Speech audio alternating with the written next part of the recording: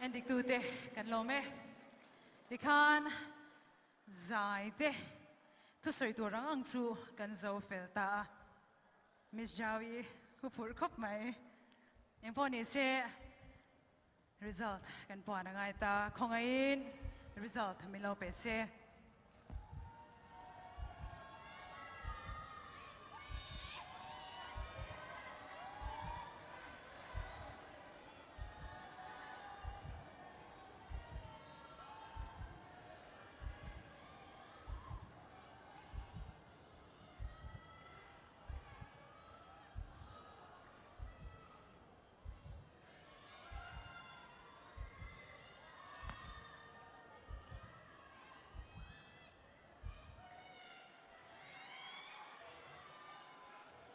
result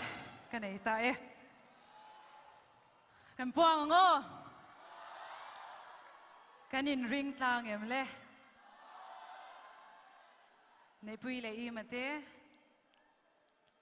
atu ve ve po hi pakhan na ni se an thiam em ani kan ti to kha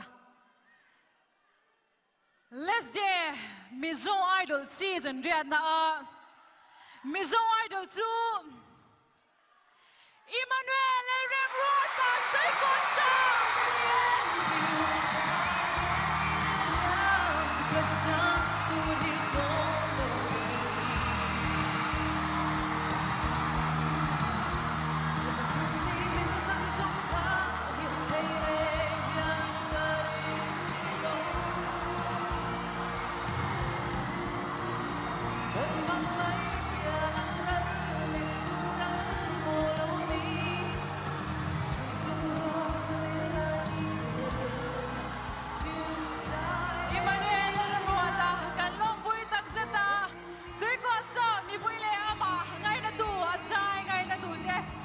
lawmpui tak zet bok cheu ni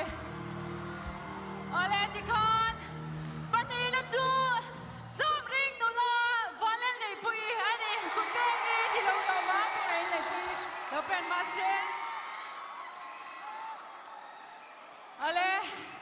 nei pui lom tu soina